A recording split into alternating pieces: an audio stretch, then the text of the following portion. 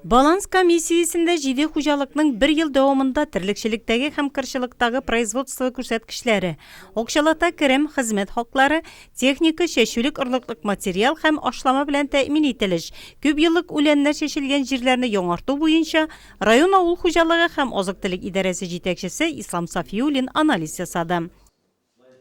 Безусловно, отражается у нас на выручке сахарной свеклы. Он здорово поддерживает на выручку, хотя мы их еще не реализованы.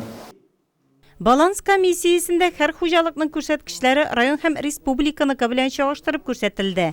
Тирлекчелектә һәм кыршылыкта югары күрсәткечләргә ирешкән хуҗалыклар белән бер рәттән нәтиҗәләре түбәннәр дә бар. Соңгыларына район башлыгы Равил Кузюров ел ахырына кадәр ресурслар һәм мөмкинлекләрне табып, җитешсезлекләрне бетерү бурычын куйды.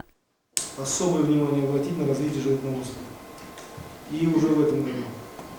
Вы в любом случае должны работать массово со всеми категориями головы, в том числе по отходу.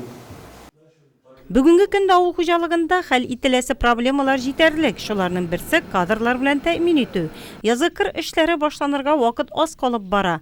Ашлама кертмичә һәм яхшы элеталы орлык чәчмәсәң уңыш алып булмый. Район башлыгы Равил Кузюров хуҗалык җитәкчеләрен бу мәсьәләгә җитди карарга чакырды.